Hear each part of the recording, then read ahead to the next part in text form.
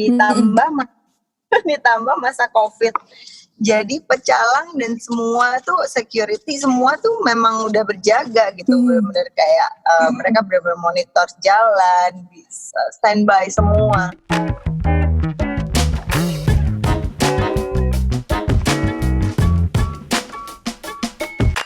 Halo, selamat datang di The Parent Story Podcast, podcast persembahan Parent Story yang akan membahas segala sesuatu mengenai parenting. Bersama saya Nisa Pagi yang akan menjadi host Anda di episode ini. Nah, di episode kali ini kita akan membahas mengenai melahirkan di tengah pandemi COVID-19. Seperti yang kita ketahui, pandemi ini membuat resah dan juga menakutkan ya bagi banyak orang di seluruh dunia. Tak terkecuali nih, ibu yang sedang menunggu hari kelahiran sang buah hati. Nggak kebayang bagaimana resahnya menjelang persalinan di tengah wabah ini. Banyak sekali pertimbangan dan juga memikirkan untuk keselamatan bayi dan juga ibu tentunya agar terhindar dari virus tersebut. Mulai dari mungkin mengganti planning tempat bersalin hingga persiapan khusus yang tentunya banyak dari sebelumnya. Hal ini terjadi karena kita sebagai orang tua otomatis khawatir buah hati yang baru lahir ini terinfeksi COVID-19. Nah, kira-kira apa saja yang perlu dipersiapkan menjelang melahirkan di tengah pandemi COVID-19? Bersama saya sudah hadir bintang tamu kita, ada Acha Sinaga. Halo Acha. Hai, halo. Terima kasih sudah mengundang aku. Sama-sama, thank you for joining us. Ada juga Domi yang sepertinya lagi di jalan. Hai Dominic Diose. Halo, hai semua. Halo. Ada juga Ayunda Wardani. Halo Yunda, apa kabar? Baik.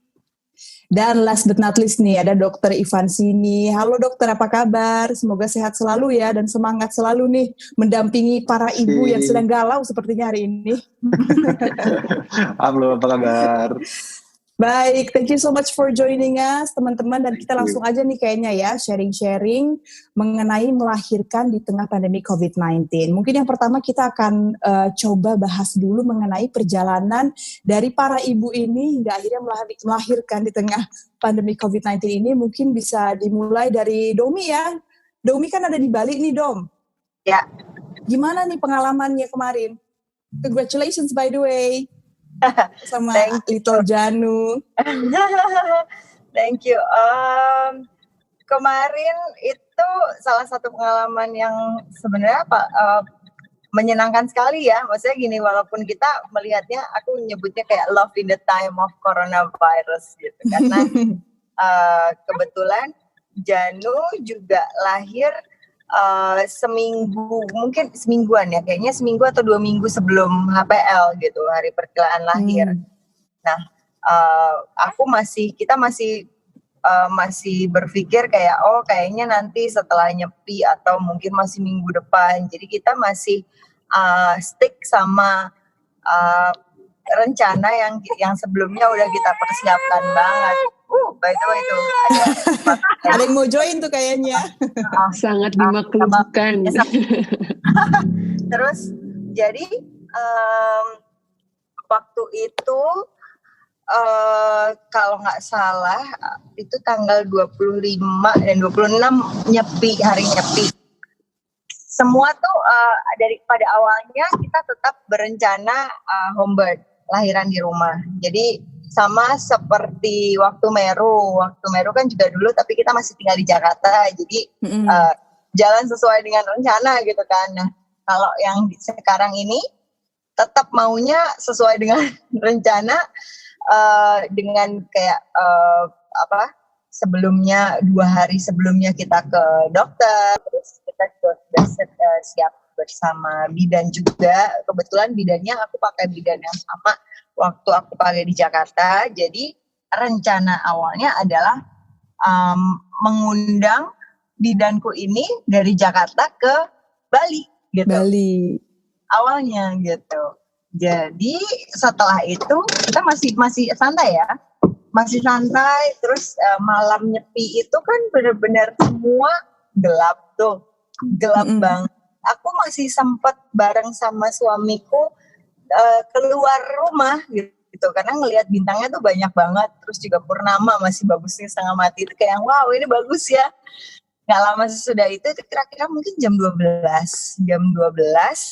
aku masuk karena udah kayaknya anak-anak kan udah pada tidur, Meru udah tidur duluan. Aku pikir oke, aku juga ikutan istirahat deh. Ternyata begitu masuk kamar kok aku kontraksi ya gitu, kontraksi, dan kayaknya aku rasa itu air ketubanku agak kedorong banget gitu. Jadi udah sama mes tiba-tiba rasanya sakit banget.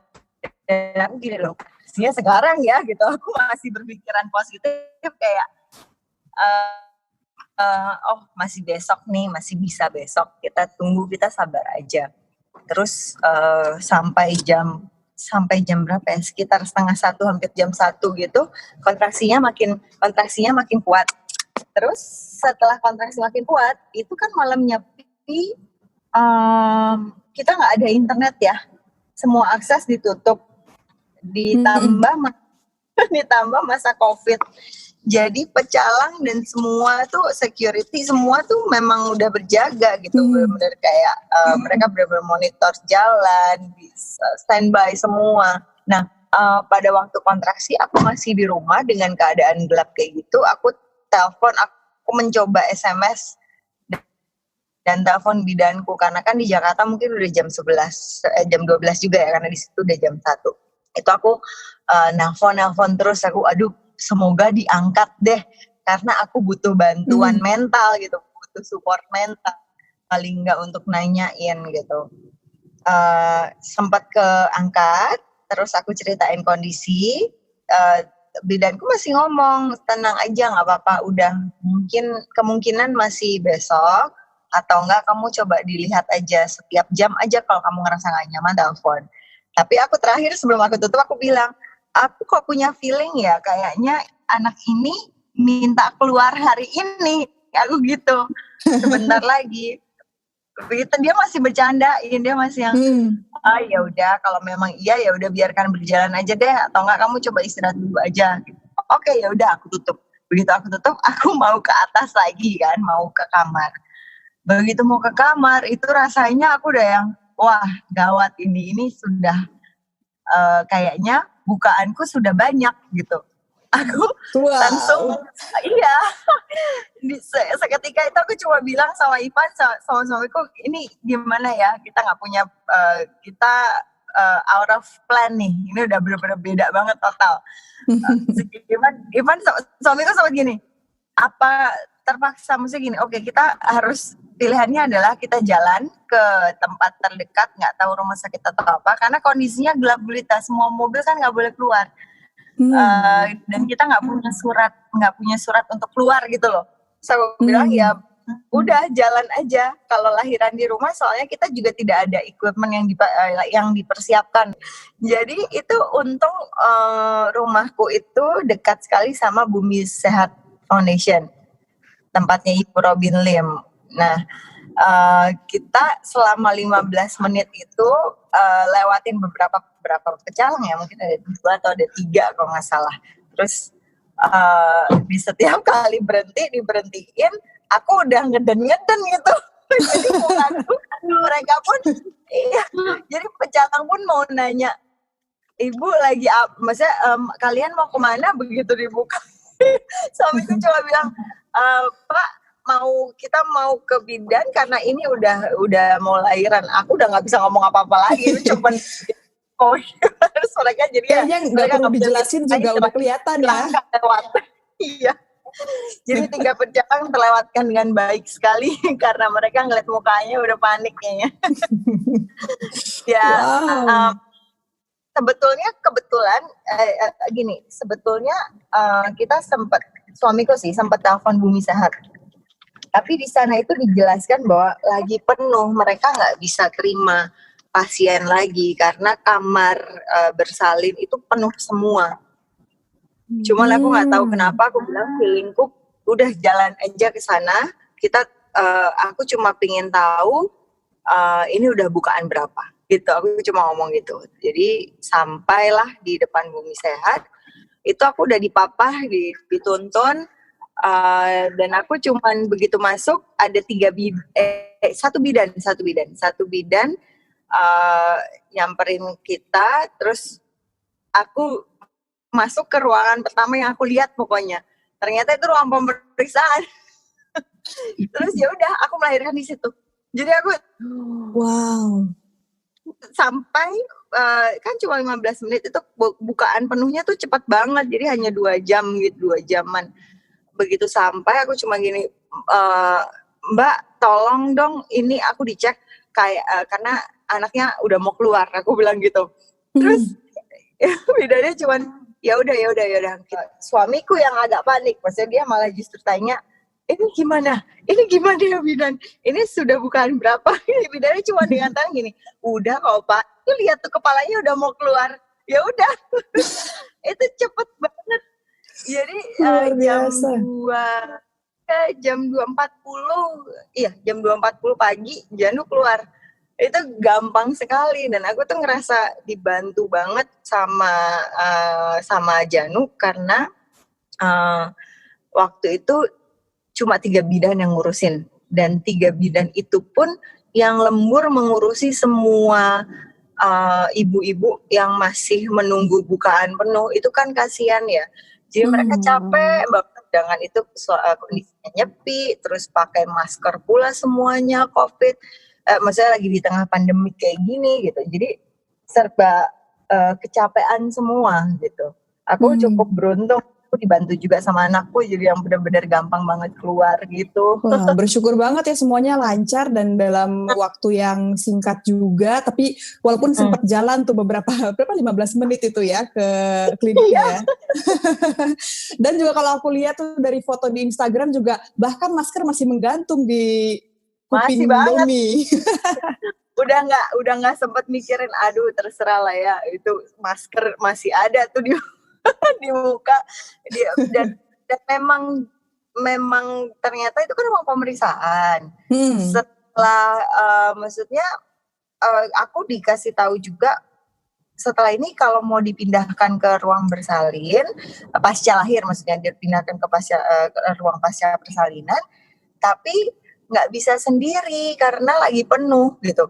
Waduh, deg-degan ya, maksudnya gimana pun kan lagi kondisi begini, anaknya juga baru lahir bayinya, terus jadi harus sharing ya. Iya, akhirnya kita punya dan kita ambil keputusan, oke, Mbak, kalau ibunya kuat ya gitu, kalau ibunya kuat bisa nggak kita pulang siang ini gitu.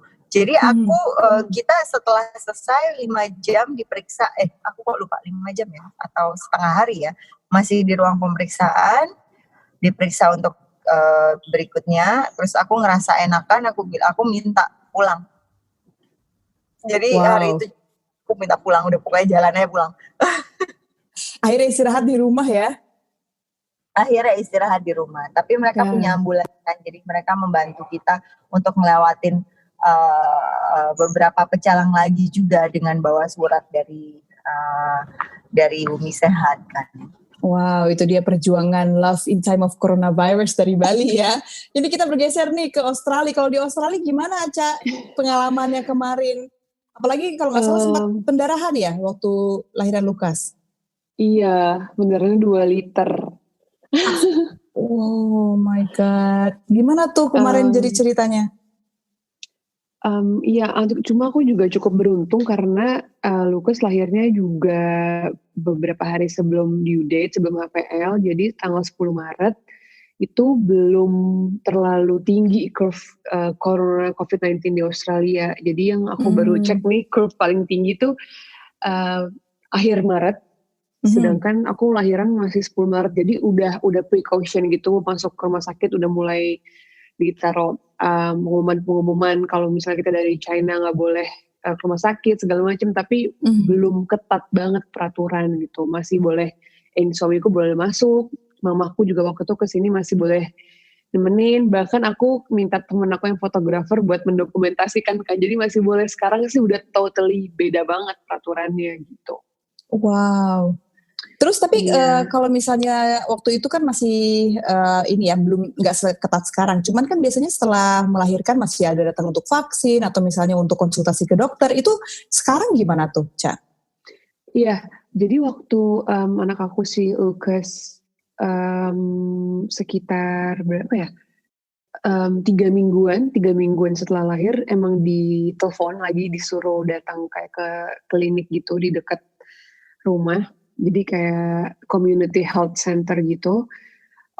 Aku juga sempat ragu untuk bawa karena itu kan memang pusatnya semacam klinik kayak puskesmas gitulah kalau di Indonesia ya.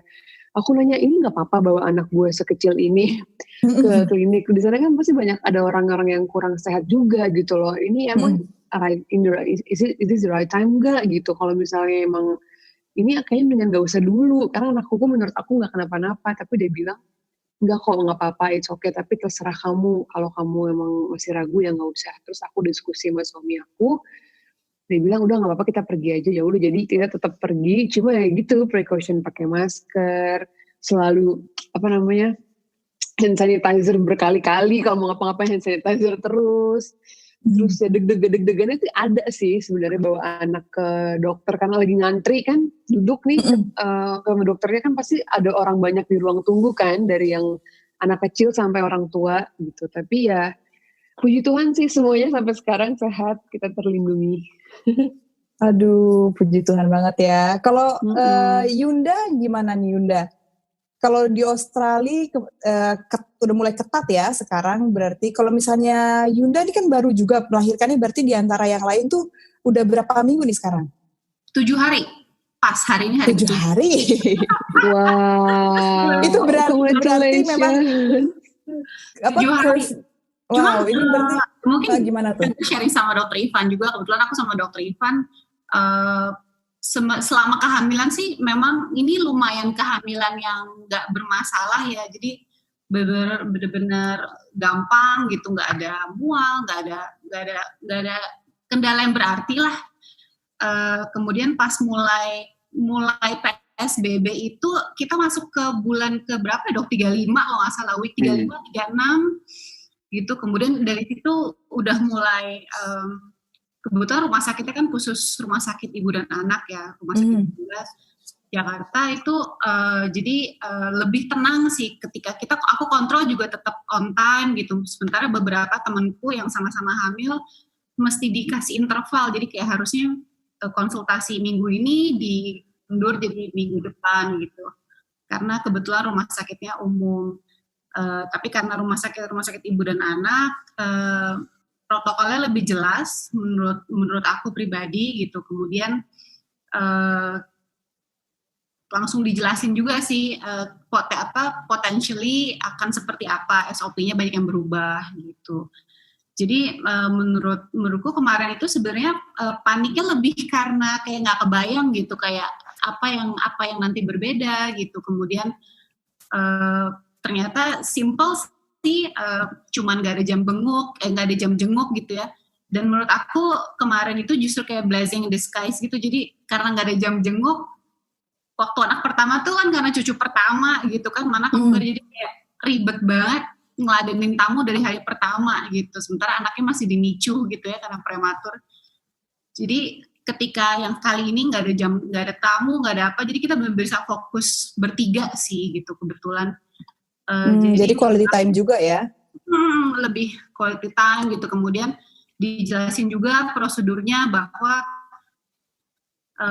kebetulan memang karena biar aman ya waktu itu dok ya. Jadi kita udah backup kalau mau C-section itu nanti harus tes apa dulu gitu. Sehingga kemarin itu kita benar-benar 6 hari sebelum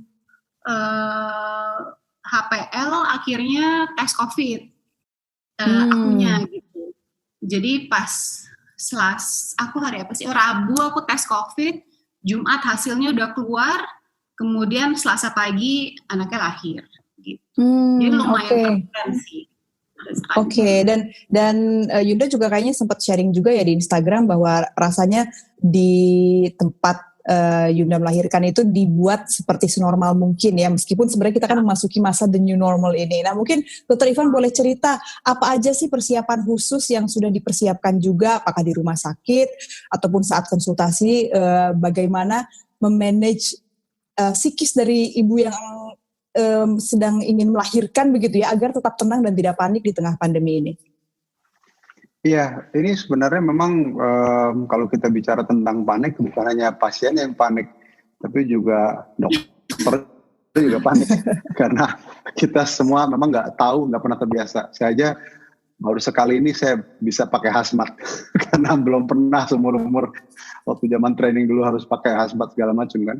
Tetapi kita melihat bahwa memang namanya kehamilan itu tidak bisa dipungkiri adalah memang stressful time, dan itu proses yang memang harus banyak memerlukan support, gak hanya dari supporting partnernya, dari keluarga, dan juga dari ya yang pasti surrounding kita lah dalam hal ini. Nah, and unfortunately it doesn't help gitu loh, karena memang pada saat kita bicara tentang ada pandemi ini, everything is so new. Semua dari pola kita bekerja, kemudian cara kita memberikan approach dan edukasi, banyak yang kita harus bisa mengambil ya tentu justifikasi yang paling aman untuk semua pihak. Dan yang paling pasti kita mesti memprioritaskan yang namanya patient safety. Nggak semua rumah sakit akan mempunyai approach yang sama, dan memang pada intinya adalah kita ingin make sure bahwa si dokter berpraktek, kemudian perawat ada di situ, kemudian juga pasien datang, itu semua dalam kondisi yang safe environment. Nah, ini yang memang harus kita bisa pertimbangkan kalau memang katakanlah kita sudah siap untuk bisa menangani pasien dalam hal ini. Nah, kalau kita berbicara tentang kehamilan, memang kalau rumah sakit sudah mampu untuk bisa mempersiapkan dari sisi screening yang adekuat, kemudian juga evaluasi yang tentu sangat ketat gitu ya.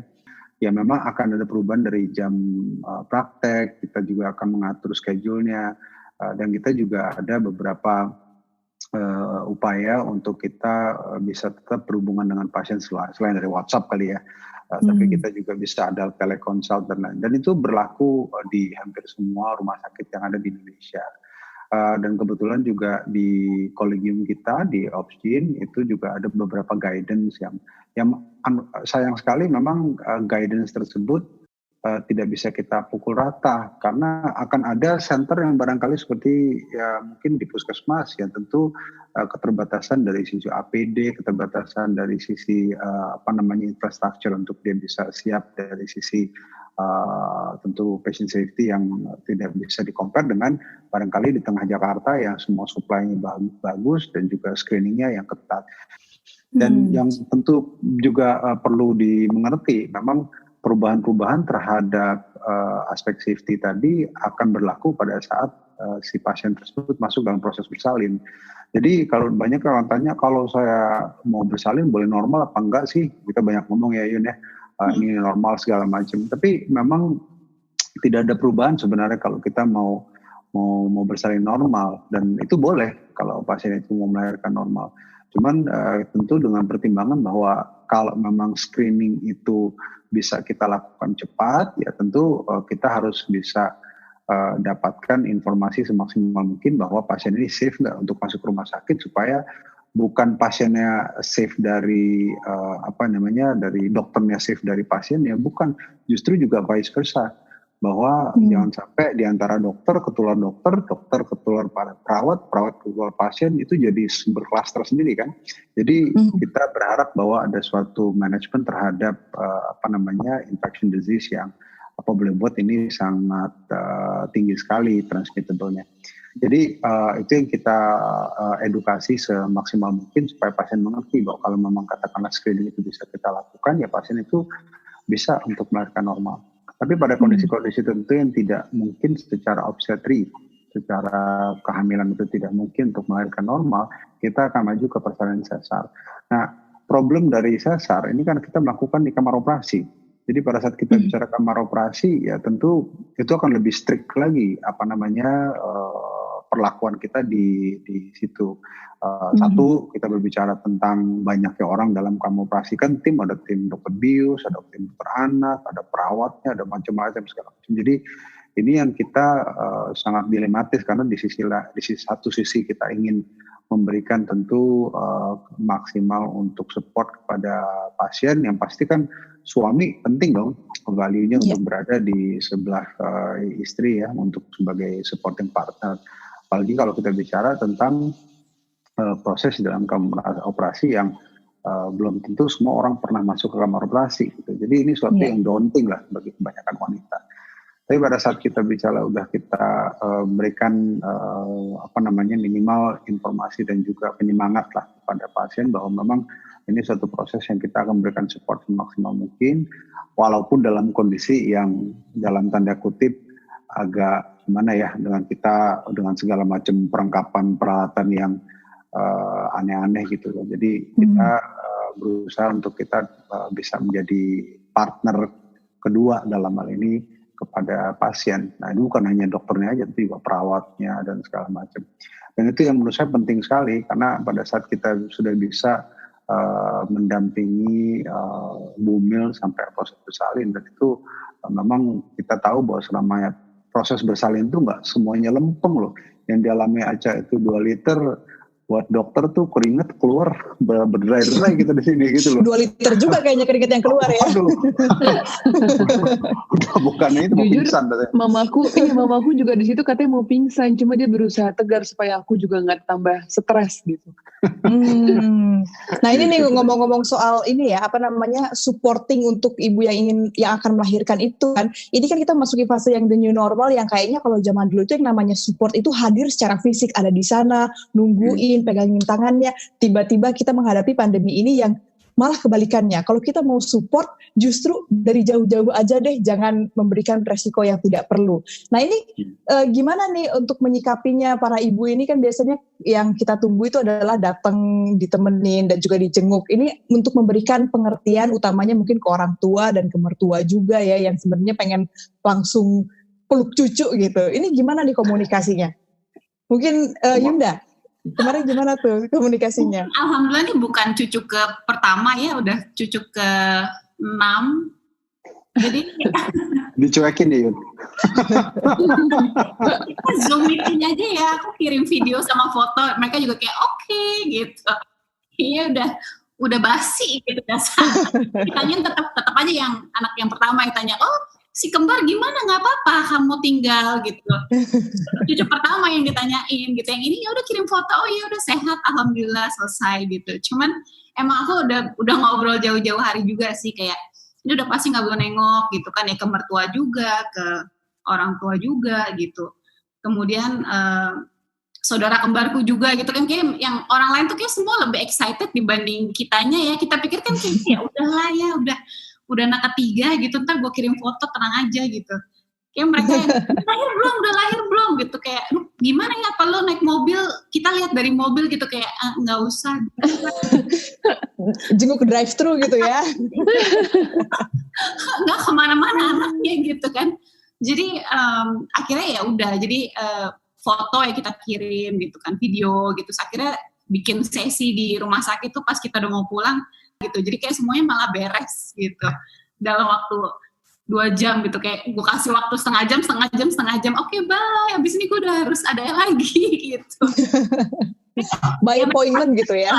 Ya, namanya newborn kan, justru kayak bentar lagi lebaran gitu. Aku juga udah make sure kayak kirim-kiriman foto aja lah, kita makan di meja makan pakai video aja ya gitu. Oke lah gitu.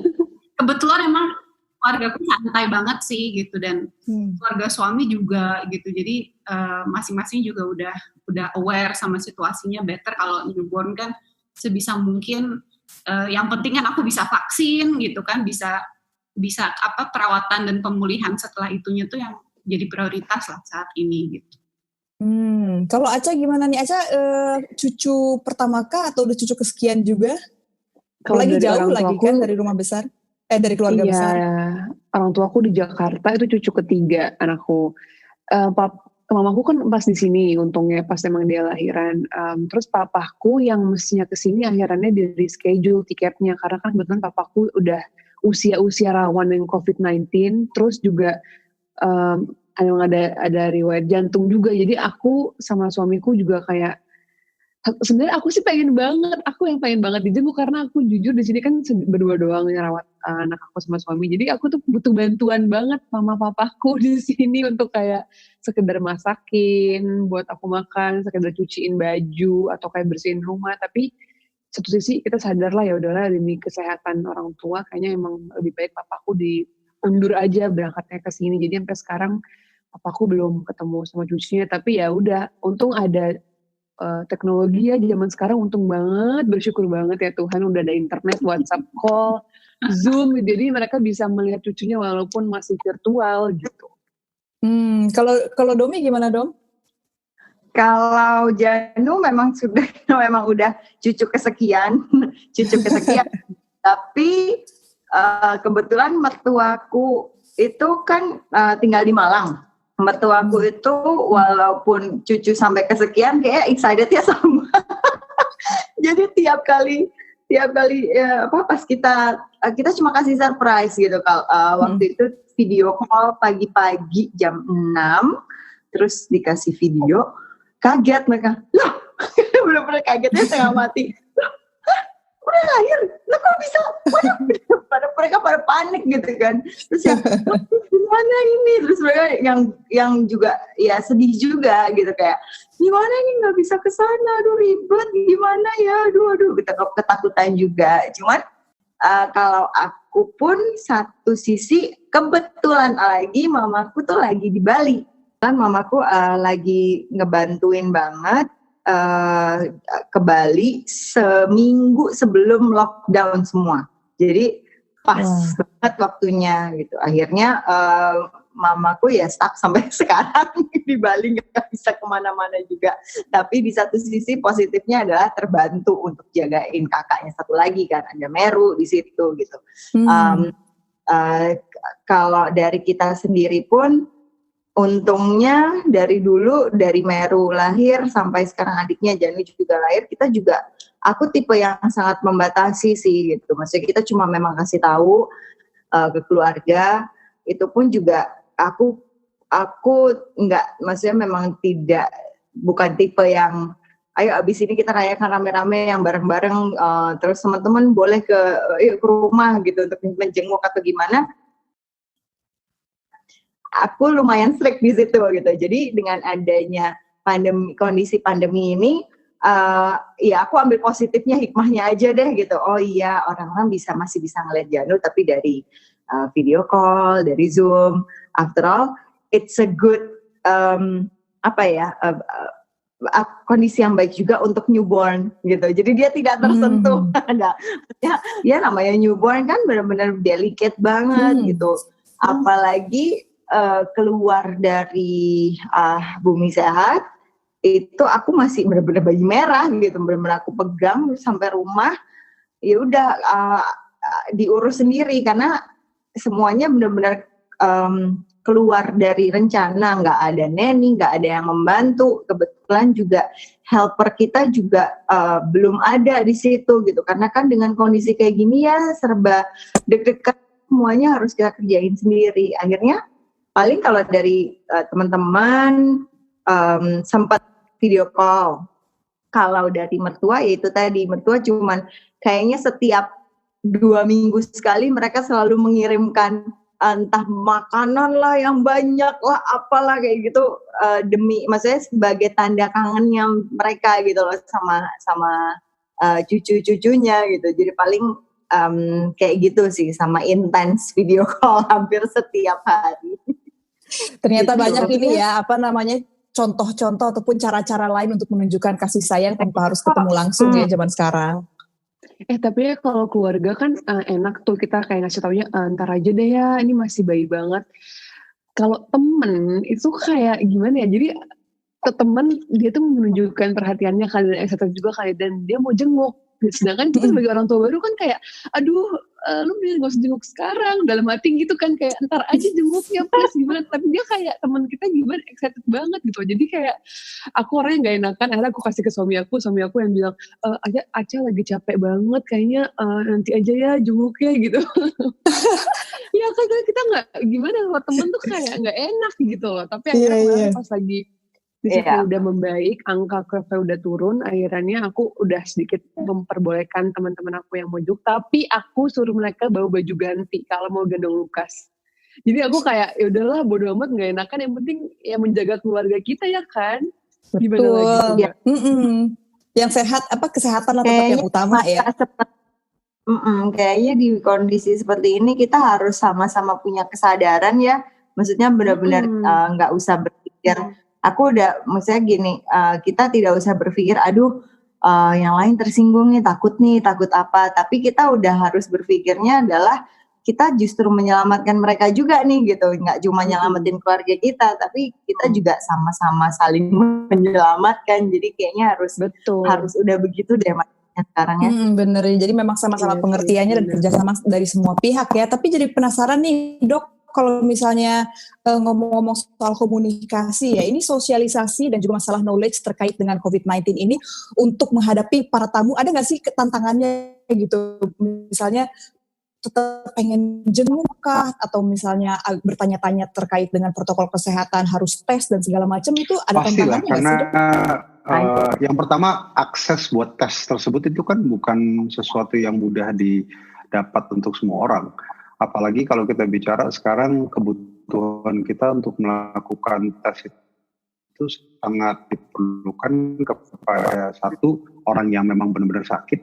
Yang kedua, orang yang akan melakukan tindakan atau operasi karena memang diperlukan. Yang ketiga adalah dalam keperluan pemerintah atau in general untuk bisa melihat mana populasi yang bisa di-cluster. Supaya namanya virus itu kan yang paling dalam satu ruang lingkup tertentu supaya dia nggak kemana-mana.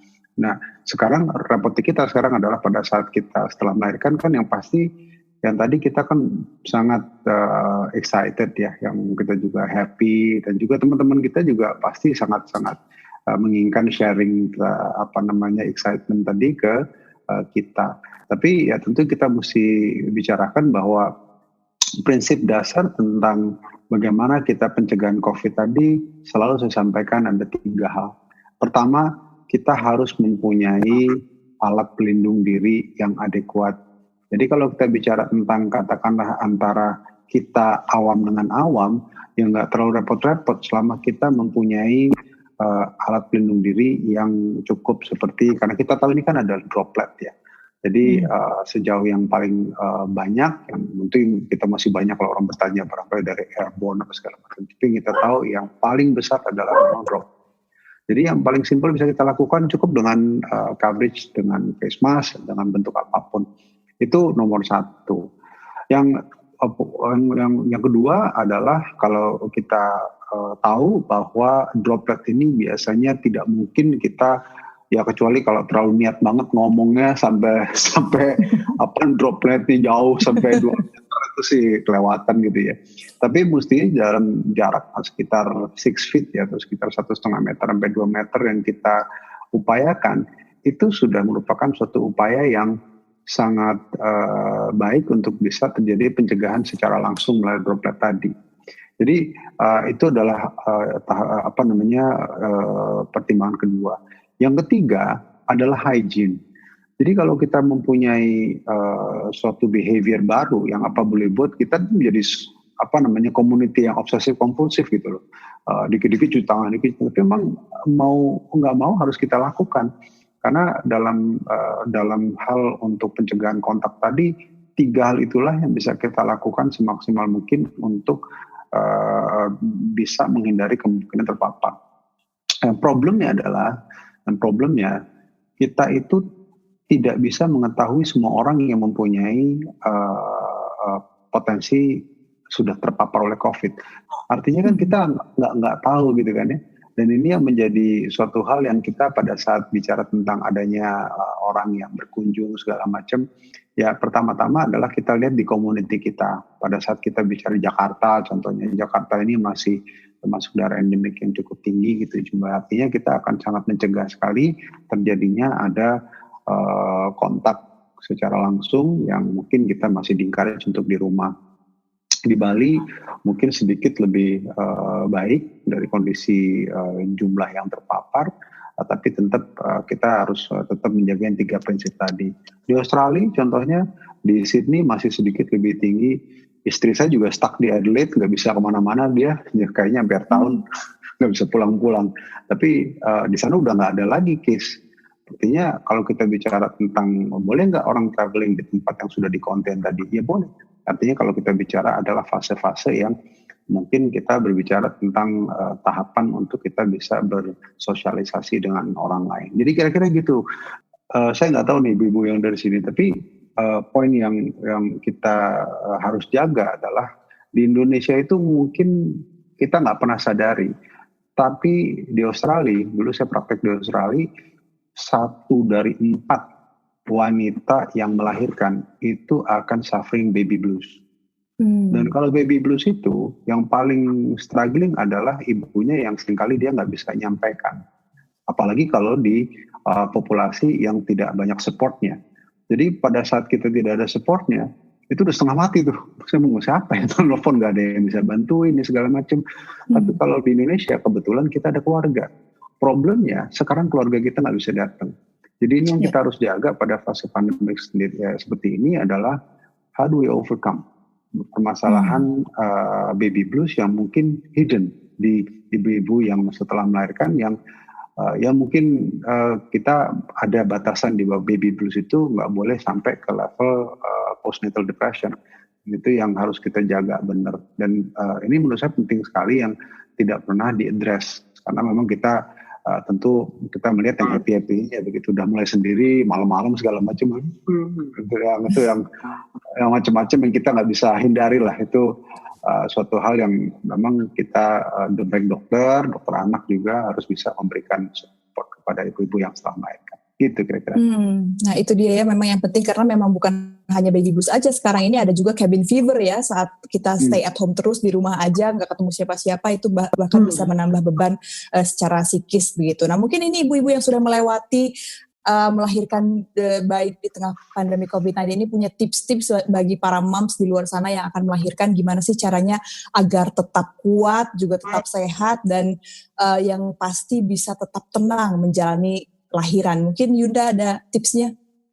Mungkin kalau buat aku nomor 1 work closely with your obgyn obviously. Aku sama Dr. Ivan benar-benar dari awal plan everything gitu. Karena kan maksudnya udah ada anak juga di rumah gitu. Jadi kayak banyak hal yang harus di manage gitu.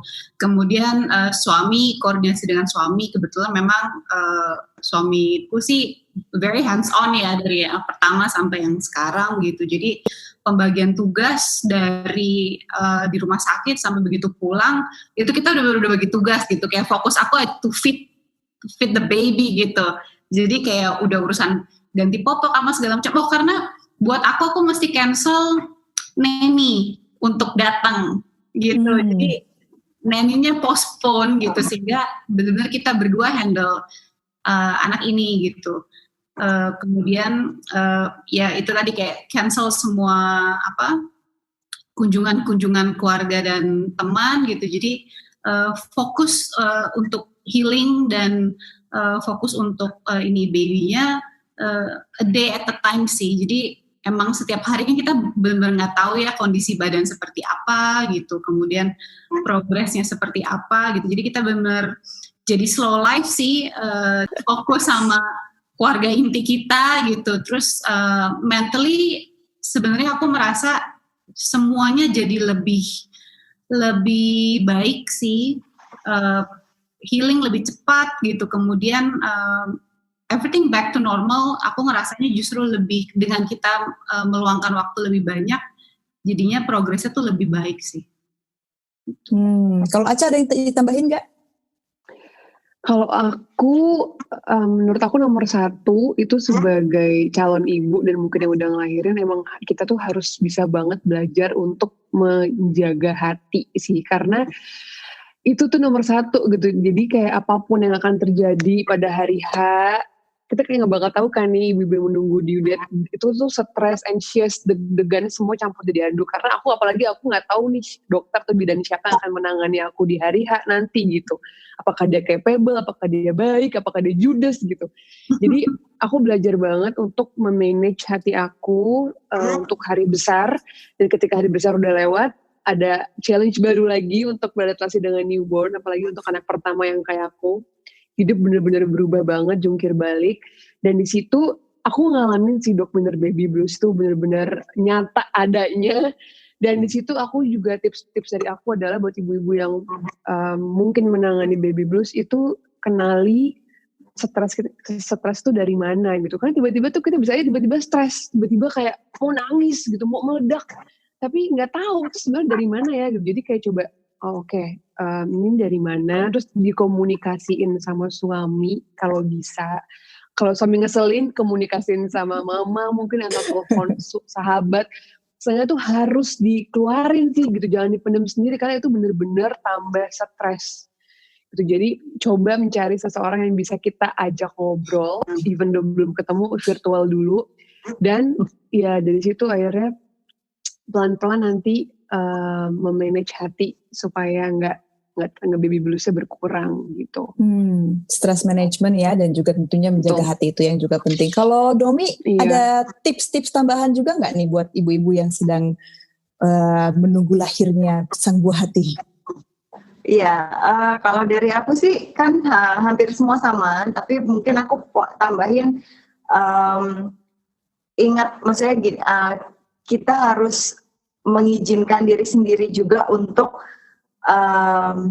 embracing apapun yang akan terjadi nanti gitu. Karena dan kita harus ingat bahwa kita perempuan, kita yang nantinya kita ini akan menghadapi peristiwa kelahiran ini. Dan ingat, kalau buat aku sendiri pribadi, kelahiran itu bukan peristiwa medis yang harus deg-degan. Maksudnya harus kita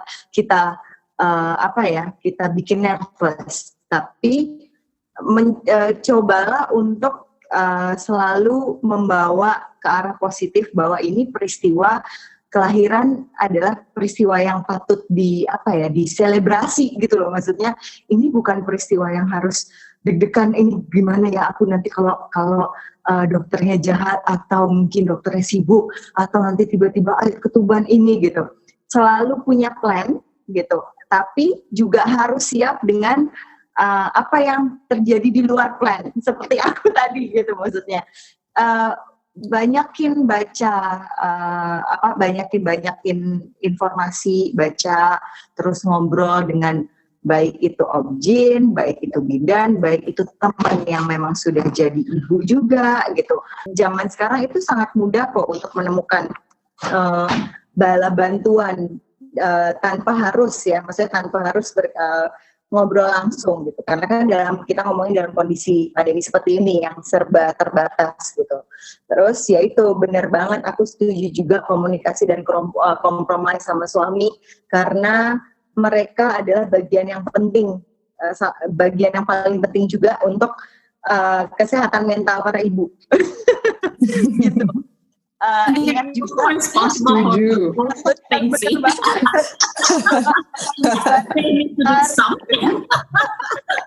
Apalagi kalau di aku kondisinya aku punya newborn yang baru aja 2 tahun gitu. Ternyata beda lahirnya cuma 2 minggu kemudian adiknya udah lahir.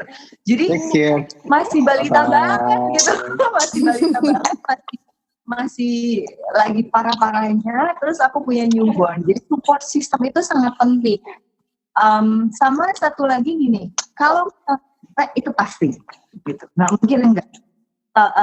Diingat aja, nggak hanya kita para ibu yang capek, suami juga capek.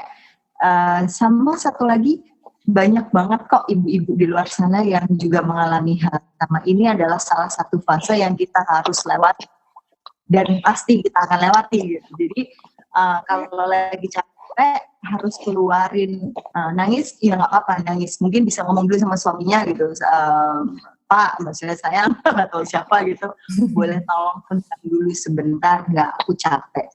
Kalau aku selalu gitu, tolong. Terus kalau dalam menghadapi ketemu komunikasi dengan orang lain, tetap sih kalau aku tetap berpedoman bahwa kayak misalnya kamu atau temen yang maksa tetap mau ke rumah, ya aku terakhir kemarin ada dua teman lumayan dekat, aku cuma bilang oke, nggak apa-apa kalian kesini, tapi sorry banget ya, aku harus semprot disinfektan dan kalian harus mandi gitu. Ya kita mengikuti protokol itu gitu, kita punya protokol pribadi di rumah gitu aja. Itu sih tetap berusaha tenang, karena kuncinya juga di kita, ibu. Kalau ibunya tenang, semua akan kebawa gitu. Itu aja.